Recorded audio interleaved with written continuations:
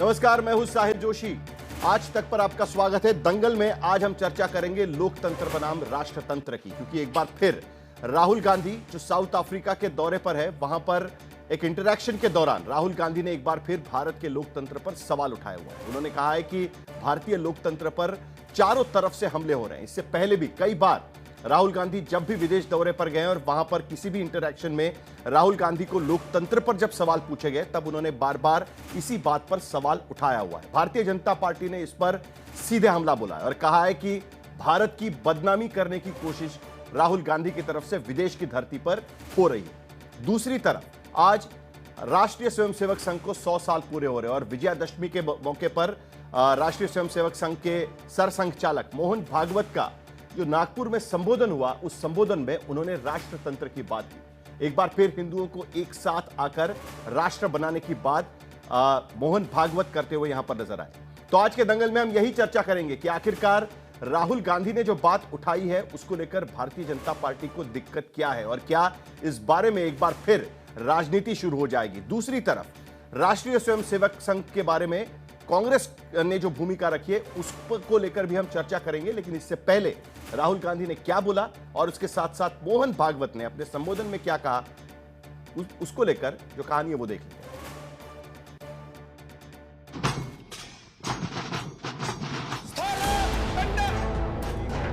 2, 3, 4। आज 2 अक्टूबर है, इसलिए स्वर्गीय महात्मा गांधी जी की भी जयंती है।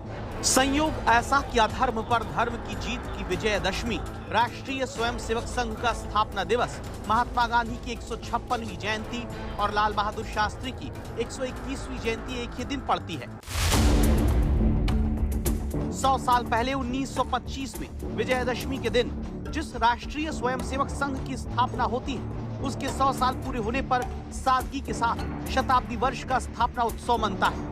21,000 स्वयंसेवकों की मौजूदगी में ध्वज प्रणाम, शस्त्र पूजन और प्रदक्षिणा की गई, जिसके गवाह देसी मेहमानों के अलावा घाना, दक्षिण अफ्रीका, थाईलैंड, इंडोनेशिया, ब्रिटेन जैसे देशों से आए मेहमान बनते हैं। इस मौके पर संघ प्रमुख ने राष्ट्रीय एकता और विकास के नजरिए से कई संकल्पों और प्रेरणाओं की बातें कही, लेकिन सियासत की चंद बातों पर गौर करिए। आज विश्व के आवश्यकताओं की पूर्ति करते हुए उनकी समस्याओं का निराश करने का शाश्वत निदान देने वाली एक नई रचना को विश्व आवश्यक मान रहा है, भारत से अपेक्षा कर रहे हैं और नियति शायद यही कार्य हम भारतवासियों से चाहती है। संघ को भारत की शाश्वत शक्ति में भरोसा है। वो भारत भूमि से विश्व की समस्याओं के निदान को लेकर आशान्वित है। तो राहुल गांधी को भरोसा नहीं कि मौजूदा भारतीय लोकतंत्र अपने स्वरूप में भी महफूज है। कोलंबिया के दौरे पर गए राहुल गांधी ने क्या कहा, सुनिए। Are India and China ready to take that leadership for the world in the next 50 years? Look, I don't know about China, but I don't think India sees itself as taking leadership in the world. देखिए, राहुल गांधी एक भारत विरोधी व्यक्ति है कि जो व्यक्ति हिंदुस्तान से नफरत करेगा, भारत के प्रोग्रेस से नफरत करेगा, वही विदेशी धरती पर जाकर ये बोल सकता है कि भारत लीडर नहीं बन सकता। गांधी वाड्रा परिवार ने इसी मानसिकता के तहत 70 सालों तक देश को गरीब रखा और देश को पिछड़ा रखने का प्रयास किया। एक तरफ राहुल गांधी को मौजूदा राजनीतिक हालात में भारतीय लोकतंत्र को लेकर फिक्र है, तो भारत के अंदरूनी हालात को लेकर संघ की फिक्र कुछ और ही है। छोटी बड़ी बातों पर या केवल मन के संदेह पर कानून हाथ में लेकर रास्तों पर निकल आना, गुंडागर्दी, हिंसा करना, यह प्रवृत्ति ठीक नहीं।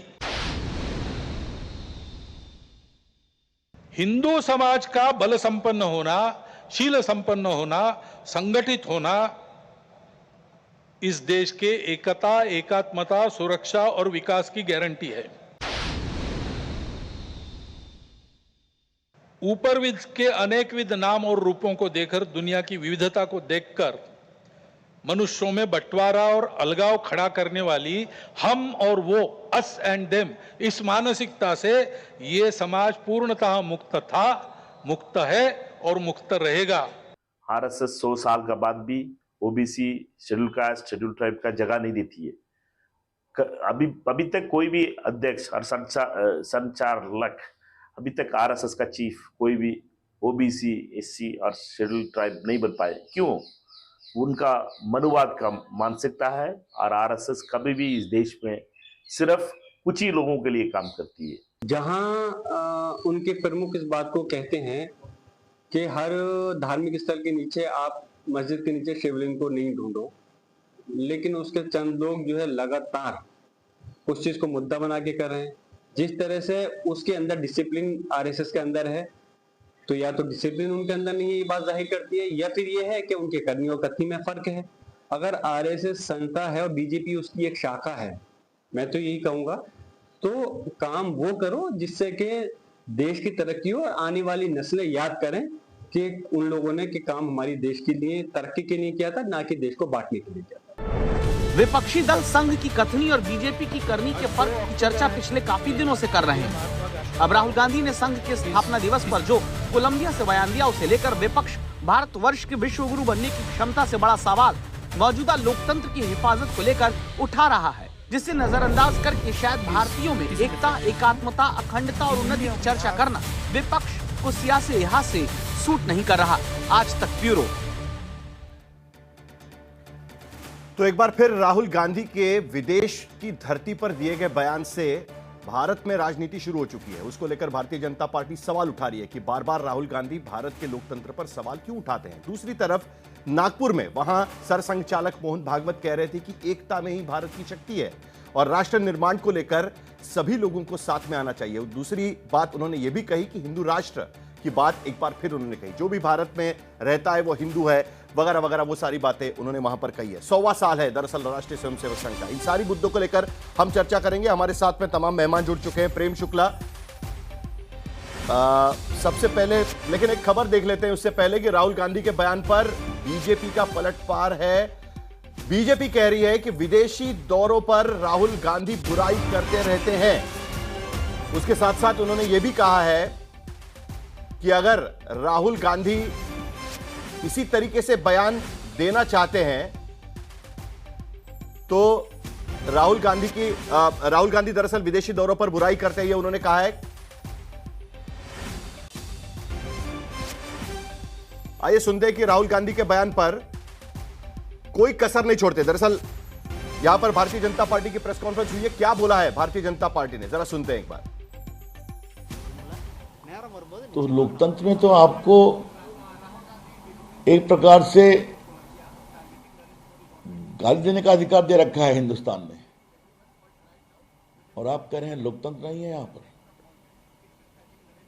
आप राहुल गांधी सब कुछ बेबुनियाद, बेशरम भरी बातें करते हैं भारत के खिलाफ, भारत में, और विदेश में कहते हैं कि भारत में बोलने की आजादी नहीं है।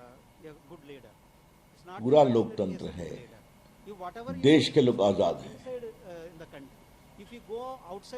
लेकिन राहुल गांधी की समस्या ये है कि उनको वोट नहीं मिलता तो सत्ता चाहते हैं, और अगर विदेश में जाके भारत को अपमानित करिएगा तो जो भी सीट मिली है जनता वो भी नहीं जिताएगी आपको, जान लीजिए आप। रविशंकर प्रसाद कह रहे हैं कि बेशरम भरी बातें राहुल गांधी वहां पर करते हैं और वोट नहीं मिलता, लेकिन वो सत्ता चाहते हैं। तो आखिरकार राहुल गांधी के इस बयान का क्या अर्थ निकाले जाए, इस पर ही हम चर्चा करेंगे। हमारे साथ में प्रेम शुक्ला, भारतीय जनता पार्टी के प्रवक्ता, जुड़ रहे हैं। सुरेंद्र राजपूत कांग्रेस पार्टी की तरफ से राहुल गांधी का बचाव करेंगे। हर्षवर्धन हमारे साथ हर्षवर्धन त्रिपाठी सीनियर जर्नलिस्ट है, और थोड़ी देर में आशुतोष पॉलिटिकल एनालिस्ट भी इस चर्चा में शामिल होंगे। 3 सवालों के साथ दरअसल मैं इस चर्चा की शुरुआत करना चाहता हूं, और अभी भारतीय जनता पार्टी की प्रतिक्रिया जो है इस पर साफ आ चुकी है इससे पहले, लेकिन 3 सवाल हमारे इस चर्चा में रहेंगे। पहला सवाल, क्या कोलंबिया जाकर राहुल का भारतीय लोकतंत्र पर हमले का आरोप लगाना सही है? क्योंकि विदेश की धरती में राहुल गांधी जब जाकर भारतीय लोकतंत्र पर सवाल उठाते हैं तो उसका क्या असर होता है, ये एक सवाल हम पूछ रहे हैं। दूसरा सवाल, क्या संघ की विचारधारा सशक्त भारतवर्ष के निर्माण में सहायक नहीं है? संघ पर बार बार यह आरोप लगता है कि भारत में फूट डालने की विचारधारा संघ की है, लेकिन क्या जिस तरीके से आज मोहन भागवत का जो पूरा भाषण रहा, उसके बाद यह भी सवाल उठता है कि क्या संघ की विचारधारा सशक्त भारतवर्ष के निर्माण के लिए सहायक नहीं। और तीसरा सवाल, विदेश में राहुल सरकार की आलोचना करते हैं तो देश की बदनामी कैसे होती है, क्योंकि आखिरकार ये सरकार की आलोचना है या भारत की आलोचना है। बार बार भारतीय जनता पार्टी से यह कहना होता है कि ये सरकार की नहीं तो भारत की आलोचना कहीं ना कहीं करने की कोशिश हो रही है। प्रेम शुक्ला जी हमारे साथ में हैं। प्रेम शुक्ला जी, सबसे पहले तो आप ही से सवाल पूछना है मुझे कि राहुल गांधी ने आज जो कहा, उन्होंने कहा कि भारत में बहुत बड़ा पोटेंशियल है, लेकिन लोकतंत्र कहीं ना कहीं खतरे में है, लोकतंत्र पर चारों तरफ से हमले हो रहे हैं। क्यों आपको लगता है कि यह भारत विरोधी बयान है? देखिए, भारत में लोकतंत्र सशक्त है। भारत का लोकतंत्र जो है वो पूरी तरह से जो है सक्रिय है। भारत के लोकतांत्रिक विकास के कारण ही भारत पूरे विश्व में एक शक्ति के रूप में उभर रहा है।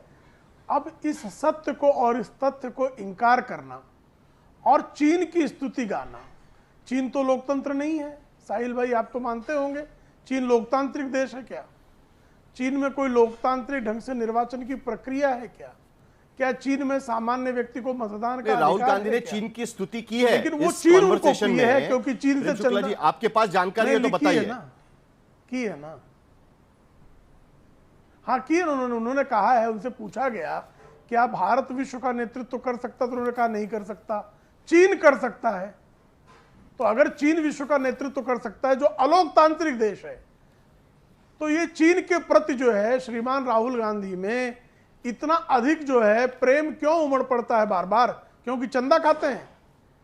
किसी देश से चंदा पाकर आप जो हैं एक लोकतांत्रिक देश की प्रतिमा पर बारंबार थूकने का जो प्रयास करते हैं, यह प्रयास ही बताता अगर भारत लोकतांत्रिक देश नहीं होता तो राहुल गांधी की राजनीति के लिए यहां स्थान क्या था, मुझे बताइए कृपा करके।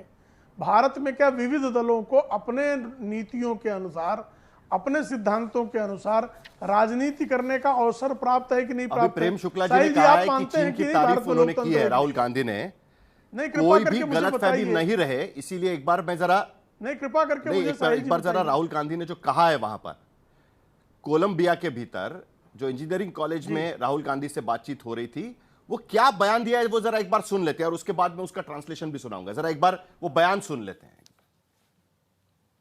Look, I don't know about China, but I don't think India sees itself as taking leadership in the world. I don't think that's not our model, right? We are a large country, and we believe in having a partnership. And we do not, sorry, but we are not arrogant enough to believe that we should lead the world, right? Every country has its own perspective, every region has its own perspective, and I think there is a lot of scope for working together and a lot of scope for partnership. But the idea that India is going to lead the world, I don't think that is how India views itself. Maybe the Chinese think differently. The single biggest risk is the attack on democracy that is taking place in India. Because India has multiple religions, multiple traditions, multiple languages, and India actually is a conversation between all its people. And different traditions, different religions, different ideas require space. And that the best method for creating that space is the democratic system. And currently there is a wholesale attack on the democratic system in India. So that's a risk. This other big risk is risk between different conceptions, different parts of the country, right? Some 16, 17 different languages, different religions. So allowing these different traditions to thrive, giving them space to express themselves is very important for a country like India. तो सवाल यह पूछा गया था राहुल गांधी से कि भारत दुनिया में ग्लोबल लैंडस्केप में किस तरीके से आप उसे देखते हैं, भारत की क्षमता क्या है ग्लोबल लैंडस्केप पर। और उसके जवाब में उन्होंने कहा है कि भारत की क्षमता बड़ी है, 140 करोड़ लोगों का देश है, चीन से अलग हमारा विचार है, हमारी व्यवस्था अलग है, चीन में सेंट्रलाइज्ड व्यवस्था है, भारत में डिसेंट्रलाइज्ड व्यवस्था है, और उसी तरीके से भारत आगे बढ़ सकता है। और हम साझेदारी में भरोसा करते हैं चीन की तरह। चीन क्या सोचता है वो मुझे नहीं पता, लेकिन मैं आशावादी हूं, और हम चीन जैसा नहीं हो सकते, राहुल गांधी ये कहने की कोशिश कर रहे हैं।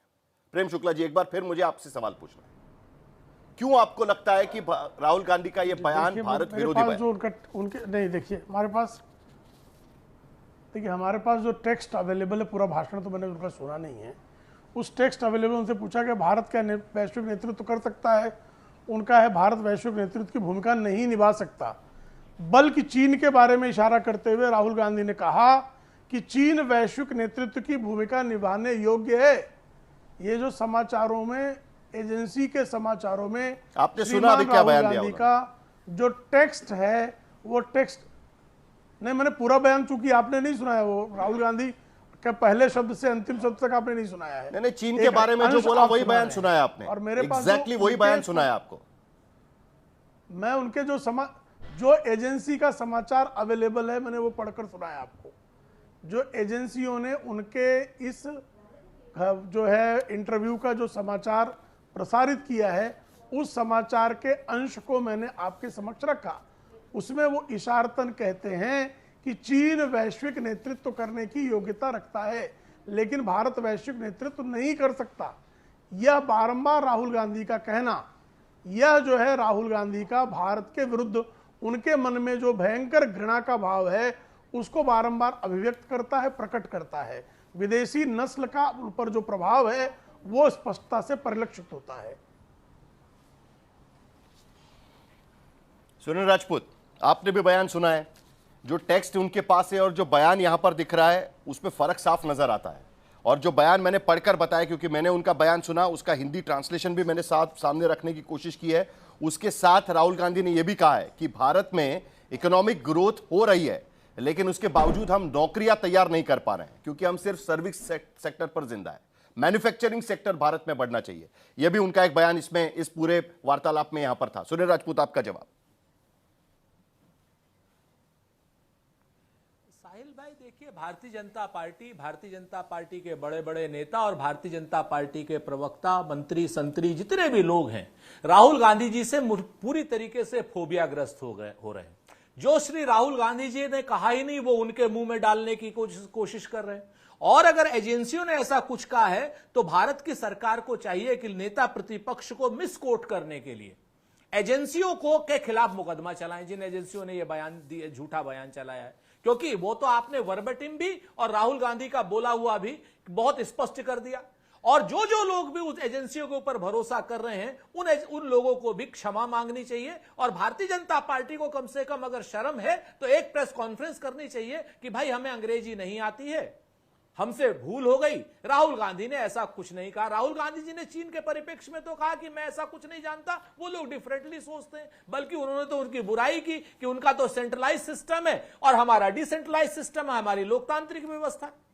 लेकिन भारतीय जनता पार्टी को चीन से जोड़ने में राहुल गांधी को एक अतिरेक आनंद की अनुभूति होती है। वो लोग चाहते हैं कि किसी न किसी सूरत में राहुल गांधी जी को बदनाम किया जाए, और उसको बदनाम करने के चक्कर में वो स्वयं भी पूरी तरीके से स्पष्ट होकर के सामने आ जाते हैं लोगों के, कि देखिए किस तरीके से वैचारिक दरिद्रता के रूप में भारतीय जनता पार्टी के लोग श्री राहुल गांधी जी के ऊपर एक निम्न स्तर का आक्रमण करते हैं। एक बात। दूसरी बात, आप आ जाइए कि जब राहुल गांधी जी ने जो कहा ही नहीं उस पर आप चर्चा कर रहे हैं। हां, राहुल गांधी जी ने यह कहा कि आई डोंट थिंक सो कि we can lead the world. क्या गलत कहा उन्होंने? आज की डेट में, वर्तमान सरकार के परिप्रेक्ष्य में, जब हम कभी अमेरिका के पिछलग्गू बन रहे हैं, एक ट्वीट के माध्यम से अमेरिका हमसे सीज फायर करवा देता है, ऐसा आरोप लगता है। और जब अमेरिका हमारे ऊपर टैरिफ लगाता है तो हम उनके कॉटन को 0% की इंपोर्ट ड्यूटी कर देते हैं। तो ये भारत नेतृत्व कर रहा है या भारत जो है पिछलग्गू बन रहा है? उसी के बाद भारत में जब, लेकिन सुरेंद्र जी, मेरा एक सवाल आपसे इस बारे में भी है, एक सवाल मेरा इस बारे में भी है। जब सवाल यह भी पूछा गया था कि भारत में दुनिया का नेतृत्व करने की क्षमता है क्या, एक तरफ तो आज मोहन भागवत कह रहे हैं कि भारत की तरफ दुनिया देख रही है। आपको याद होगा कि जवाहरलाल नेहरू ने भी नाम मूवमेंट शुरू किया था कि नॉन अलाइन मूवमेंट, उसमें भारत ने अगुवाई की थी उस बारे में। तो अगर राहुल गांधी सोचते हैं कि भारत अगुवाई नहीं करेगा, भारत तो साझेदारी में भरोसा करता है, आपको भी पता है कि भारत अगर आगे बढ़ेगा तो अगुवाई कर सकता है, तो ये कहने में क्या दिक्कत है कि भारत हाँ अगुवाई करना चाहता है करके? क्यों नहीं वो कहते कि भारत अगुवाई करना चाहता है? ये आपसे भी सवाल है। और दूसरा सवाल मेरा आपसे ये भी है कि क्या चाहते हैं राहुल गांधी की दुनिया के सामने जाकर कहना कि लोकतंत्र भारत में खतरे में है? क्या इंटरवेंशन चाहते हैं आप, इंटरनेशनल इंटरवेंशन भारत में? क्योंकि हर प्लेटफॉर्म पर जाकर वो ये कहते हैं कि भारत में लोकतंत्र खतरे में है कहीं ना कहीं। साहिल भाई, जो लोग लोकतंत्र को खतरे में डाल रहे हैं, जो लोग संवैधानिक संस्थाओं को कंप्रोमाइज करा रहे हैं, जो लोग देश में वोट की चोरी कर रहे हैं और वोट की चोरी करवा रहे हैं, जिनकी वजह से लोकतंत्र शर्मसार भी है, लोकतंत्र खतरे में भी है और पूरी तरीके से लोकतंत्र एक थ्रेट में भी है, उन लोगों से सवाल न पूछ करके जो लोग इस लोकतंत्र को बचाने के लिए, लोगों को वोटों की चोरी करने से रोकने के लिए लगातार गांव-गांव जा रहे हैं, पांव-पांव जा रहे हैं, नगर-नगर जा रहे हैं, डगर-डगर जा रहे हैं, एसआईआर को लेकर के गांव-गांव जा रहे हैं, अधिकार वोटों की बात कर रहे हैं, उन लोगों से प्रश्न किए जा रहे हैं। अगर लोकतंत्र खतरे में नहीं होता तो राहुल गांधी जी क्यों ये वोटर अधिकार यात्रा निकालते? लोकतंत्र खतरे में नहीं होता तो जिस तरीके से सुप्रीम कोर्ट ने इंटरवीन किया कि नहीं साहब किसी का भी वोट आप नहीं काट सकते हैं, उस बारे में कोई सवाल है ही नहीं। कोर्ट क्यों करता? तो आप मुझे अगर आपको लगता है कि भारत में लोकतंत्र खतरे में है तो भारत में पार्लियामेंट के सामने, अदालत के सामने, सड़क पर जाकर आप हर जगह जाकर सवाल उठा सकते हैं। सवाल मेरा यह है कि जब आप विदेश में जाकर कोई सवाल उठाते हो, पिछली बार तो उन्होंने कहा था कि जो विदेशी ताकतें वो देखिए कि भारत में किस तरीके की स्थिति हो रही है, भारत में जो चुनाव है वो सही तरीके से नहीं हो रहे।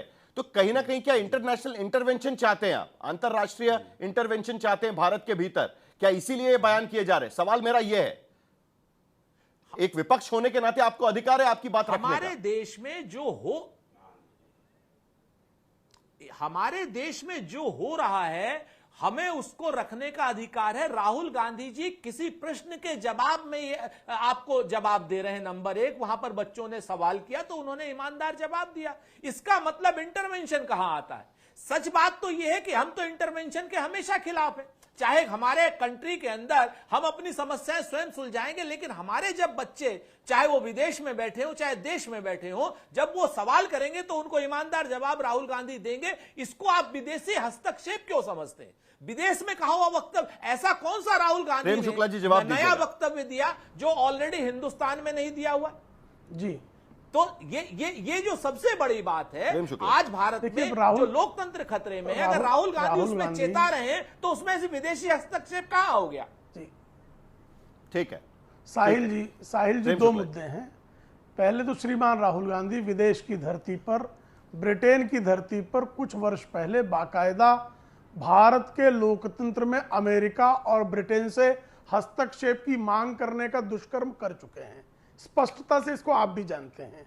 दूसरा, लोकतंत्र को लूटने की बात है तो लोकतंत्र को लूटा तब गया था जब पंडित जवाहरलाल नेहरू ने डॉक्टर बाबा साहब आम्बेडकर के 78,000 वोट जो है खारिज करवा के उनको चुनाव हरवाया था। और मौलाना आजाद जो चुनाव हार गए थे डिक्लेयर हो जाने के बाद भी, डीएम को धमकाकर उनको चुनाव जीतने के लिए मजबूर किया था। जम्मू एवं कश्मीर के संविधान सभा के लिए 75 के 75 नेशनल कॉन्फ्रेंस के लोगों को जीतने का दुष्कर्म कराने का काम किया। तो लोकतंत्र पर डाका वो था जब श्रीमती इंदिरा गांधी ने रायबरेली के चुनाव में धांधली करने पर इलाहाबाद हाईकोर्ट के फैसले के आने के बाद श्रीमती इंदिरा गांधी ने इस देश पर आपातकाल लादा, वो इस देश को लूटा। और श्रीमान राजीव गांधी के कार्यकाल में जब बूथ लूटे जाते थे वो लोकतंत्र पर डाका था। और श्रीमती सोनिया गांधी जब एक इस देश के निर्वाचित प्रधानमंत्री के फाइलों को अपने पीए के माध्यम से उठाकर लाकर रिमोट कंट्रोल से सरकार चला रही थी, वो इस देश के लोकतंत्र पर डाका डाला गया था। और पिछलग्गू की बात, अभी पी चिदम्बरम का बयान आया है 2 दिन पहले ही। पी चिदम्बरम ने कहा 26/11 के हमलों के बाद हम आतंकी हमले का जवाब देना चाहते थे, लेकिन अमेरिका की मंशा इसके विरुद्ध में थी, इसलिए हम जो है जवाब नहीं दे पाए। तो किस तरह से दुम दबाकर पिछलग्गू बनकर कांग्रेस की सरकारों ने काम किया है, ये क्या देश नहीं जानता है जी? बयान देखिए इसके बाद है। लंदन में 2023 में राहुल गांधी ने कहा था कि भारत में अपोजिशन पार्टीज को मौका नहीं दिया जाता, सरकार की तरफ से मौका नहीं दिया जाता। मई 2022 में लंदन में उन्होंने कहा था कि India is under attack from the BJP, India's voice has been crushed. ED CBI की बात भी उन्होंने वहां पर निकाली थी। उसके बाद 2018 में यूके और जर्मनी में जाकर उन्होंने कहा था कि मिस्टर मोदी डज समथिंग अनपैट्रियोटिक, ये उन्होंने वहां पर कहा था। उसके बाद एक के बाद एक कई बयान यहां पर नजर आते हैं। सवाल मेरा एक बार फिर वही आता है कि ये सारी बातें भारत में आप कहते हैं उस पर चर्चा होती है, लेकिन जब विदेश की धरती पर जाकर आप कहते हैं, आपके सांसद जो पार्लियामेंट्री जो ग्रुप्स जाते हैं उसमें शामिल होते हैं और भारत की बात कहते हैं, और वही लीडर ऑफ अपोजिशन जाकर कहते हैं कि भारत में तो लोकतंत्र है ही नहीं, तो ये कहीं ना कहीं इसी के वजह से सवाल उठ रहे हैं, ऐसा नहीं लगता आपको? देखिए, दो बातें हैं साहिल भाई। फिर से मैं, सवाल उठाना एक स्वस्थ परंपरा का हिस्सा है, लेकिन सवाल को किसी तरीके से विदेशी धरती के नाम पर अपने पक्ष में मोड़ने की कोशिश करना, झूठ बोलना, छल करना, कपट करना। कभी राहुल गांधी जी ने क्या कभी कहा कि साहब विदेशी लोग इसमें इंटरवीन करें? नहीं कहा। लेकिन भारतीय जनता पार्टी के लोग इतनी बार क्या नाम गोबेल्स बनते हैं, इतनी बार गोबेल्स बनते हैं कि हद खत्म हो जाती है। राहुल गांधी ने सवाल उठाए हैं, क्या ये जो सवाल राहुल गांधी ने उठाए हैं, चाहे धरती विदेशी हो चाहे देशी धरती हो, क्या सवाल गलत है? इस पर, इसकी मेरिट पर कोई नहीं आएगा, सारे सवाल सही हैं। श्री नरेंद्र मोदी जी के अंडर में लोकतंत्र खतरे में है। ईडी, सीबीआई, इनकम टैक्स यहां पर लोगों को, विरोधी लोगों को प्रताड़ित करने का काम कर रही है, यह अपने आप में सच है। और जब हम लोकतंत्र पर सवाल उठाते हैं, जब हम वोट चोरी पर सवाल उठाते हैं, उससे पहले साहिल भाई 5 सेकंड, जब हमने ये सवाल उठाए, तब भारतीय जनता पार्टी को जवाहरलाल नेहरू जी से लेकर के और सोनिया गांधी तक याद आ गया। जवाहरलाल नेहरू जी से लेकर के, अगर जवाहरलाल नेहरू जी ने किसी वक्त कोई बेईमानी करी थी, तो उस वक्त भारतीय जनता पार्टी वाले लोग सो रहे थे क्या? जनसंघ के लोग सो रहे थे क्या? संघ के लोग सो रहे थे क्या? इंदिरा गांधी जी तक आते आते ये लोग सवाल आएंगे तब उठाने, अपने पास वो जानकारियां, वो गुप्त जानकारियां रखते हैं जब राहुल गांधी जी ये सवाल लोकतंत्र पर उठाते हैं। पूरी की पूरी संस्थाएं कंप्रोमाइज्ड हैं आज की डेट में, लोकतंत्र खतरे में है आज की डेट में। और ये कोई नया सवाल राहुल गांधी जी नहीं उठा रहे हैं, सारे के सारे सवाल मीडिया में, सोशल मीडिया में, सब जगहों पे समाज में गलत नहीं है। बिहार में किसी रैली में यह सवाल उठाना और कोलंबिया में जाकर इंजीनियरिंग स्टूडेंट्स के सामने यह बात रखना, या लंदन में रखना, यूके में रखना, या कहीं और रखना, कोई उसमें फर्क नहीं है। क्या आपको लगता है कि उसमें सचमुच में कोई फर्क नहीं है? क्योंकि कई बार प्रधानमंत्री के भाषण भी हम देखते हैं कि वो जो पुरानी सरकारों ने जो किया है उसकी भी बात वहां पर जाकर करते हैं। ये सारी चीजें हमने पहले भी देखी हुई है। क्या ऐसा खास है कि जो बिहार की रैली में कहा जाता है वही बात बाहर कही जाती है तो उसको लेकर दिक्कत हो जाती है? साहिल, कम से कम भारतीय जनता पार्टी के लोगों को यह कहने का कोई अधिकार नहीं है कि आप विदेश की धरती पर आप ऐसी बातें करते। प्रधानमंत्री नरेंद्र मोदी ने सियोल में जाके क्या कहा था? पता नहीं हम किस देश में पैदा हो गए, हमारा क्या ये भाषा है? ये देश के प्रधानमंत्री की भाषा है? मतलब इससे ज्यादा तो कोई भी आदमी नहीं बोलेगा, इस तरीके की भाषा का इस्तेमाल करेगा। भाई आप तो सियोल में थे, कोरिया में थे, आपने इस भाषा का इस्तेमाल किया कि आप तो देश के प्रधानमंत्री थे। तो कोई दूसरा आदमी बोलता तो बात समझ में आती। देखिए, दो तीन चार चीजें बड़ी महत्वपूर्ण। पहली बात यह कि भारतीय जनता पार्टी के लोग, और मैं बड़ी जिम्मेदारी से कह रहा हूं इस बात को, भारतीय जनता पार्टी के लोग आज की तारीख में राहुल गांधी से बुरी तरीके से डरे हुए हैं। दूसरा, देश के प्रधानमंत्री अपने आप को आलोचना से ऊपर समझना चाहते हैं, ये एक अथॉरिटेरियन टेंडेंसी है। तीसरा, इंदिरा गांधी के जमाने में एक अकेले देवकांत बरुआ थे, आज चारों तरफ हमको देवकांत बरुआ दिखाई पड़ते हैं। चौथा, राहुल गांधी ने एक सेंटेंस नहीं, एक शब्द भी ऐसा नहीं बोला जितना आपने दिखाया जिसके आधार पर आपत्ति की। इससे क्या उन्होंने बोला कि भारत के अंदर लोकतांत्रिक संस्थाओं के ऊपर हमले हो रहे हैं? क्या ये गलत है? आप अगर ये गलत है तो फिर मुझे कुछ नहीं कहना। इस देश में 4 सुप्रीम कोर्ट के 4 वरिष्ठ जजों ने, जो बाद में जिसमें से एक आदमी चीफ जस्टिस ऑफ इंडिया बने, उन्होंने तो प्रेस कॉन्फ्रेंस करके कहा था 8 साल पहले, 9 साल पहले, कि आज से 30 साल के बाद जब हमारे बच्चे जब हमसे पूछेंगे, हमारे पोते पोते हमसे पूछेंगे जब लोकतंत्र खतरे में था तो आप क्या कर रहे थे? प्रेम शुक्ला जी, कुल मिलाकर आशुतोष कहने की कोशिश कर रहे हैं, पहली बार प्रधानमंत्री के भाषण का जिक्र कर रहे हैं जो उन्होंने कोरिया में या जापान में दिया था, ठीक है, सियोल में दिया, तो वो बोल रहे हैं कि अगर वो बोल सकते हैं जब इस देश को सपेरों का देश, तो यहाँ राहुल गांधी क्यों नहीं बोल सकते? आशुतोष वो उठाने की कोशिश। ये उस समय की अवस्था नहीं। आशुतोष जी की बातों को क्या कहना भाई साहब। अभी आशुतोष जी झूठ कितना भयंकर बोलते हैं, वो तो सामने सामने ही देखिए, दिखाई दे रहा है, साहिल- बोलने की मशीन है आशुतोष जी चलती फिरती। तो श्रीमान नहीं, आशुतोष जी जो हैं, श्रीमान आशुतोष जी कृपा करके मुझे बताइए, साहिल- अरे बीच में काहे बोल रहे हैं? मैं आपके बीच में बोला था, साहिल- सुन रहा था ना। धैर्य क्यों खो साहिल- देते हैं आशुतोष जी? इतना आपका साहिल- ब्लड प्रेशर आजकल क्यों बढ़ा रहता है? इतना साहिल- आपका रक्तचाप बढ़ा रहना ठीक नहीं पर्सनल है। कमेंट्स आपके नहीं, स्वास्थ्य के लिए जो अच्छा मुद्दा है। उन्होंने उठाया शांत उसका हो जाइए। रिबटल पहले ये दीजिएगा। बोले कि मैं बोलूं, पर्सनल कमेंट मैं मत बोलूं, करिए ये किसी पर, बोलेंगे। वो भी आपके बारे में साहिल- कुछ बोल देंगे, ये फिर हमारी अरे पूरी भाई, चर्चा भटक मैं कौन सा जाएगी। पर्सनल कमेंट ये कर रहा हूं? नस्लवादी कौन सा सोच पर्सनल का कमेंट कर रहा हूं आदमी, मैं? मैंने कौन सा पर्सनल नस्लवादी कमेंट सोच का कहा? आदमी, ये भ्रष्टवादी ये सोच बिना आपकी दूसरे है। पर टिप्पणी आशुतोष किए हुए गुप्ता जी ये चुप नहीं रह सकता। जो अपना सरनेम छिपाए टहलते ये हैं, नस्लवादी गुप्ता आदमी, जी की सोच जो है, नस्लवादी आदमी। आशुतोष गुप्ता जी देखिए की फिर सोच से भ्रष्टवादी वही सोच शुरू हो है। गया। नस्लवादी जरा एक आशुतोष मिनट, गुप्ता एक जी मिनट। की जो सोच है प्रेम- वो भ्रष्टवादी सोच है। आशुतोष भयंकर प्रेम भ्रष्टवादी शुक्ला, सोच प्रेम आशुतोष शुक्ला जी, गुप्ता जी की है। जो सवाल उन्होंने उठाया उस पर जवाब दीजिए। अगर आप जो है, प्रधानमंत्री ने ये इतना- बात इतना नहीं काहे कही गिराते थी हो? तो आप उसके बारे में बात करिए, और जो उन्होंने मुद्दा उठाया उसका जवाब दीजिएगा प्लीज। एक दूसरे पर पर्सनल कमेंट ना करिए। प्रेम शुक्ला जी आगे बढ़िए, चलिए। जब इस इसको- देश को इसको भारतीय जनता पार्टी अब के लगातार मेरे प्रवक्ता बीच पद में से बोल रहे हटा भाई, देना ये चाहिए। क्या तरीका है आशुतोष जी? आप इस तरह के आशुतोष केस जी, अभी बुला सुन के लेते हैं। रखते मैंने हैं कहा- जो भारतीय हाँ, जनता इंटरव्यू- पार्टी के बारे में अनर्गल आशुतोष जी, मैंने करें इंटरव्यू और जब किया उसका हुआ है। उत्तर दिया जाए आशुतोष जी, तो मैंने बीच में इंटरव्यू चिट्ठी किया हुआ आने है। लगे। प्लीज प्रेम शुक्ला ये जी, आपकी क्या बात तरीका खत्म है? करिए। हर्षवर्धन जी भी क्या इंतजार तरीका कर रहे है हैं। आशुतोष जी? ये प्लीज क्यों जरा। आप इस तरह करते हैं? प्लीज, चीयर प्लीज, लीडरों प्लीज, की प्लीज। हरकत क्यों नस्लवादी करते हैं आप आदमी जी? ये ये नस्लवादी चीयर आदमी लीडरों की है। हरकत नहीं क्यों नहीं करते नहीं हैं? नहीं ये नहीं नहीं नस्लवादी नहीं। अब आदमी देखिए, अब आप गली चलिए, गली दोनों को आएंगे। शांत अब करिए आ जरा। गए, हर्षवर्धन औकात पर आ त्रिपाठी, गए। आपने सुना आशुतोष क्या कह रहे थे? नहीं, प्लीज प्लीज प्लीज, ये डिबेट इस तरीके से नहीं जा सकती। हर्षवर्धन त्रिपाठी, आपने सुना, वो उठाने की कोशिश यह कर रहे हैं कि जब प्रधानमंत्री जाकर पुरानी सरकारों पर सवाल उठाते हैं तब कोई बात नहीं करता, लेकिन राहुल गांधी जब कहते हैं तो उसको लेकर बात होती है। आशुतोष सवाल उठा रहे हैं यहां पर। हर्षवर्धन त्रिपाठी। साहिल, मुझे लगता है कि आपने जो डिबेट की शुरुआत में सवाल पूछे थे वो सबसे जरूरी सवाल थे जिस पर डिबेट भटक गई या बहक गई। अब आशुतोष को पता नहीं, ये ध्यान में बिल्कुल नहीं रहा कि कभी किसी देश के नेता ने, कभी किसी ने, मतलब छोड़ दीजिए मोदी जी को या नेहरू जी को, किसी नेता ने देश की धरती पर जाकर ये नहीं कहा कि भारत में लोकतंत्र खतरे में है और आप यूरोपीय यूनियन और अमेरिका ये बेखबर है। इतना खतरनाक देशद्रोही काम किसी ने नहीं किया।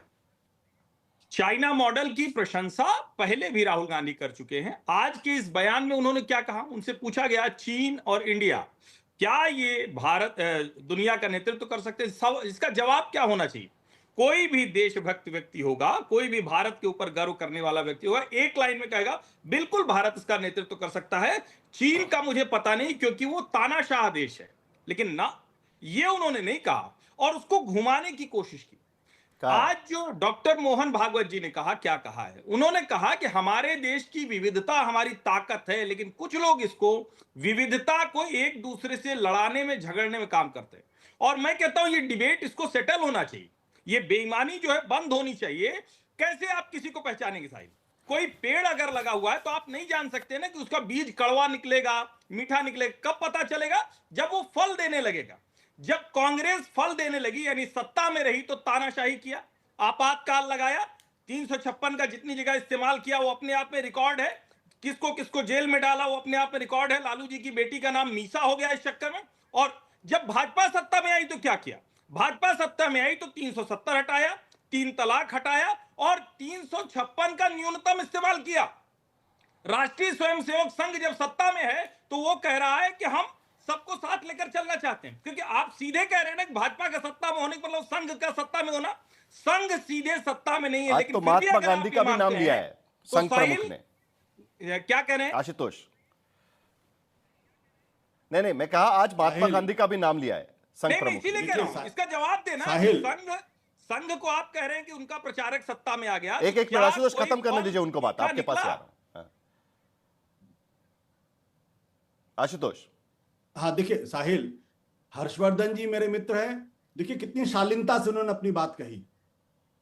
कम से कम दूसरे लोगों को सीखना चाहिए कि बिना दूसरे के ऊपर टिप्पणी के, पर्सनल टिप्पणी के, बिना कटुता लाए हुए अपनी बातों को मजबूती के साथ कह सकते हैं। और मुझे उनकी बातों में कोई ऐसी बात नहीं लगा जिस पर आपत्ति की जा सके। महत्वपूर्ण सवाल क्या, हम डिबेट कर रहे हैं।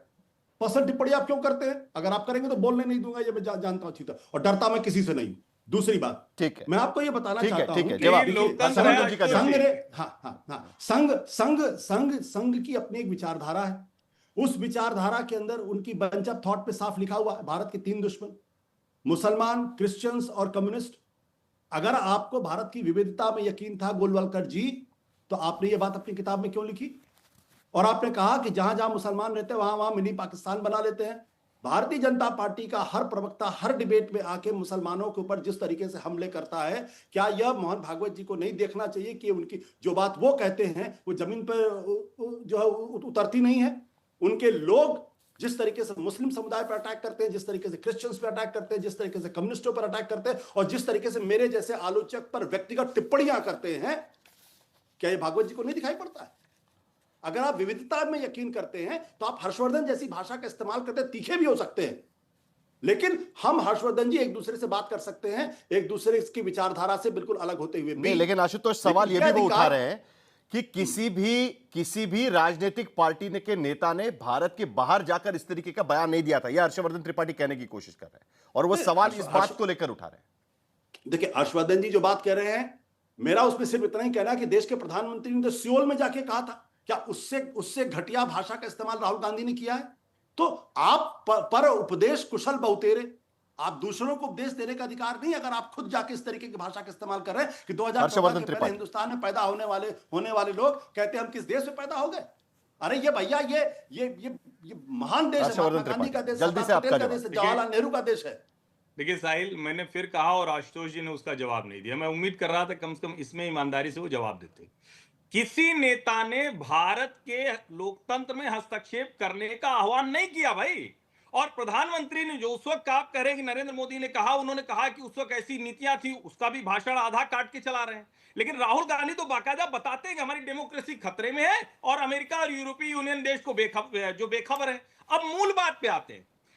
आशुतोष जी ने शायद खबरें नहीं अपडेट की हैं। केरल के पूर्व डीजीपी है, मेरे ख्याल से आईजीपी या डीजीपी, ईसाई हैं, वो बाकायदा प्रचारक बनने जा रहे हैं। मुस्लिम राष्ट्रीय मंच आज कहां खड़ा? संघ ने देश के हर वर्ग को लेकर चल दिया और राहुल गांधी जाति जाति चिल्ला रहे हैं। तो साहिल भाई, तब तो दोनों में फर्क दिख रहा है। मेरे ख्याल से जब इस तरीके की डिबेट होती है तो कितना भी समय दो वो कम पड़ता है। और आज सचमुच में मेरे पास समय कम है, इसीलिए मैं और ज्यादा इस डिबेट को बढ़ा नहीं पाऊंगा, लेकिन ये डिबेट सेटल होना बहुत मुश्किल है। और मुझे लगता है कि अभी और साउथ अमेरिका का दौरा बाकी है राहुल गांधी का, उसमें और उनका क्या बयान आता है उस पर हमें नजर रखनी पड़ेगी। लेकिन दूसरी बात यह भी है कि दूसरी तरफ राष्ट्रीय स्वयंसेवक संघ के 100 साल पूरे हो चुके हैं और उसे लेकर एक बार फिर यह चर्चा छिड़ चुकी है कि क्या अब यह वक्त आ चुका है कि राष्ट्रीय स्वयंसेवक संघ मुख्य धारा में कहीं ना कहीं देश को साथ मिलाने की कोशिश कर रहा है। उस पर भी एक कहीं ना कहीं चिंतन होगा। आप देखते रहिए आज तक। आज तक, देश का सर्वश्रेष्ठ न्यूज चैनल।